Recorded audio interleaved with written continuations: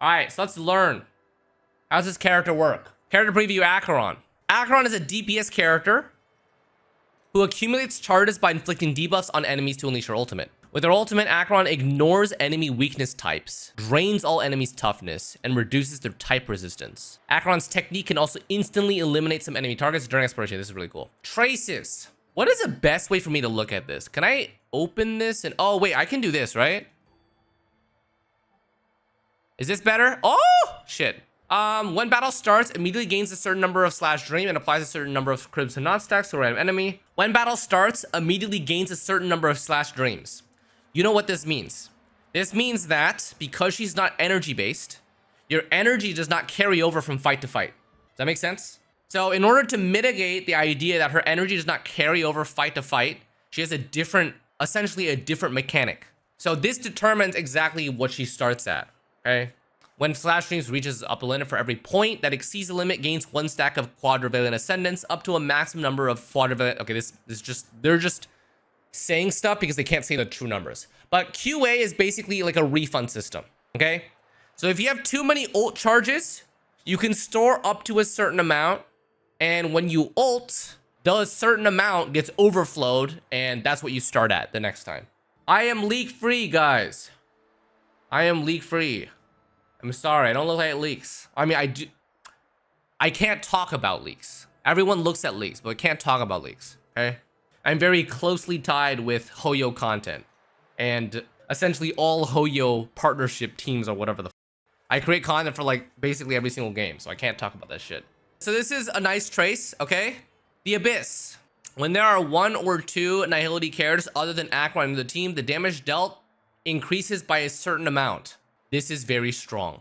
The damage dealt increasing by a certain amount is a non-diminishing final multiplicative amount. Because it's not said here how much it is, I cannot say how much it is. I will move on from that because this is the trace that makes her an extremely strong character. When the Rainblade... Okay, this feels way too dank. Basically, her final trace is her ultimate gives her a bunch of damage boost. And it has many attacks to it. The last attack of her ultimate gives her additional damage numbers. It's so weird to explain it like that, but that's how I can explain it without saying too much. Okay. Yay. Technique. You guys seen this before? It's really cool. Her technique literally turns her into red form. And if you fight an enemy that is a normal enemy, that means it's not elite, it's not boss, it will instantly kill it. So this is very good for Simulated Universe because you essentially save like 10 minutes per run because you don't have to go through like 10 trash mobs. Basic attack is whatever it is. Oh my god. So that's what it looks like in paragraph form. My goodness. Okay, well, basically, chat, all you need to know is that her talent basically explains how her ult works. So her ult is this flower thing. The flower thing has a certain number of charges. When the charges reach its cap, you can activate her ult. While you're gaining charges of her ult, you also inflict stacks of a debuff called Crimson Knot onto an enemy. It's not actually a debuff, by the way. You inflict a thing called Crimson Knot on your enemy. Crimson Knot directly impacts how much your ultimate deals. This just basically explains that if an enemy dies with the Crimson Knot stacks, they will be transferred to the enemy with the most. So this is to prevent you losing Crimson Knot stacks from killing something too early. That's all it is. Skill. It attacks every enemy and you gain 1 ult charge and you inflict 1 knot. Yay. Ultimate. Deals 4 attacks. 3 Rain Blades and 1 Stygian Resurge. The Rain Blades remove the Crimson Knot stacks and deal more damage if they do that. The Stygian Resurge is the final attack. And if there are any Crimson Knots remaining, it will remove all of them. Crimson Knots remaining is because you can apply Crimson Knots onto multiple different characters depending on what you target them with, right? Is it explained here? It is explained here. So chat, all of Acheron's damage is located in her ultimate. In her ultimate, it says deals lightning damage to all enemies and removes all Crimson Knots. Her ultimate is true AoE damage. What that means is it's not the main target and the left and right, it's every target. So she is an erudition character by this metric. If there's 5 enemies on the field, her ultimate will hit all 5 enemies. Her skill is not. Her skill is pseudo AoE and only attacks up to 3. The main one that you target and the left and right. So her damage all comes from her ultimate. Her ultimate comes from stacking the charges from her talent. The charges from her talent come from inflicting debuffs. So it all synergizes with each other. Yay. That's it. That's how she works. If you guys want more details, wait until my guide's out. Based on the information provided, is she good? Well, there's a lot of things. So she seems, according to this, a fairly decent DPS with cool animations. How strong she is depends on the multipliers of her ultimate and how strong her traces are. These babies, okay? So depends on how strong the Abyss is, this talent, and depends on how strong Thundercore is.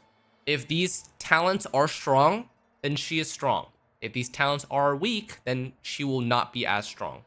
All right, Light Cone preview. Along the passing shore, Nihility. Oh boy, here we get into some important topics. This is a Nihility Light Cone. I want you guys to remember. This is a Nihility Light Cone. It grants 36% crit damage.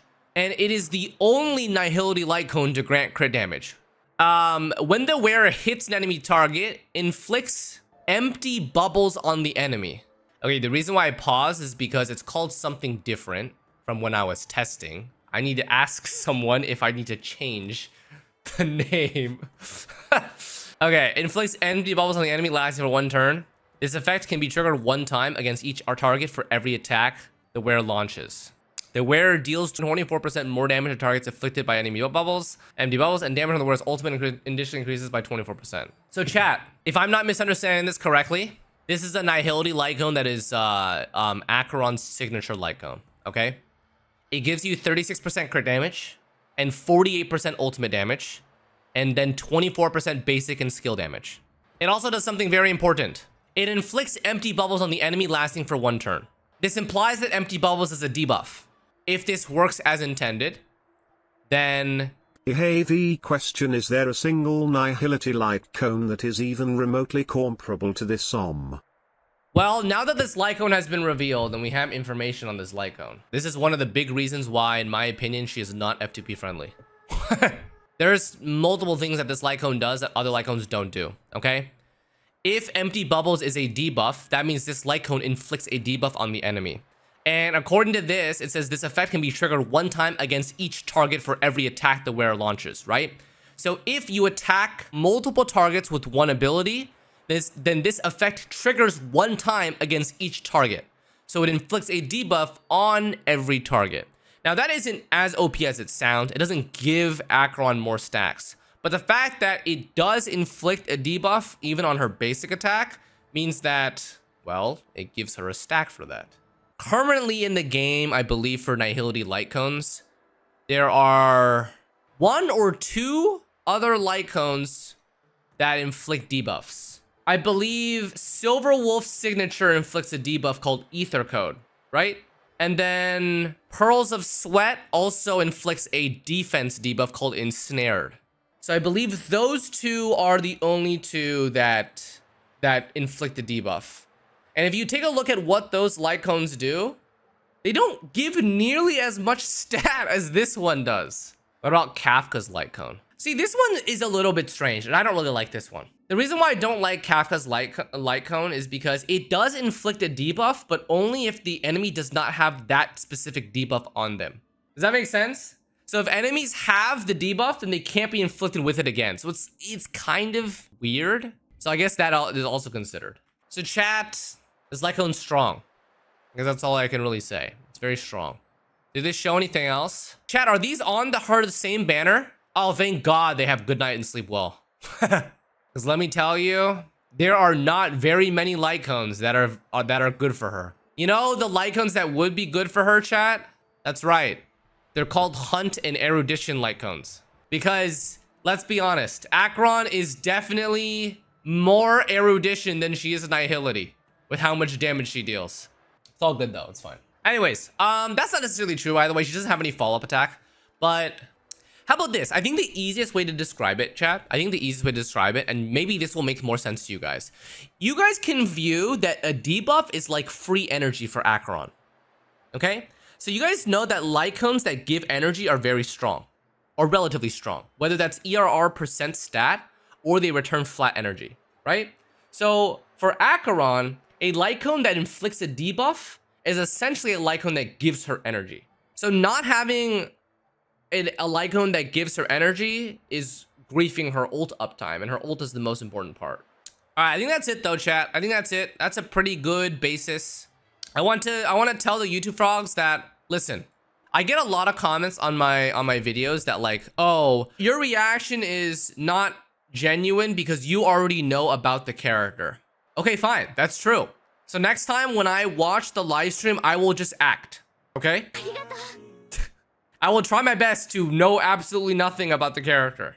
I will do my best to just act, because it's part of my job to know about these characters beforehand so I can give you guys accurate information. So like, the reason why I'm trying my very best not to explain too much is because I can't, and it would be very bad if I did.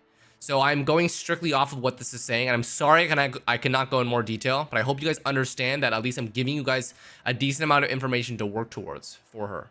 Hope that makes sense. Anyways, yeah, she's a cool character. Guys, look forward to her. I'm gonna be very honest with you guys. Those of you who really want Acheron, it might be difficult for you not to go for the light cone if you really, really want her to be good. I'm not saying that her light cone is absolutely necessary, but I will say that her light cone makes things a lot better. Like, it makes the character feel a lot better to play. Anyways, that's it.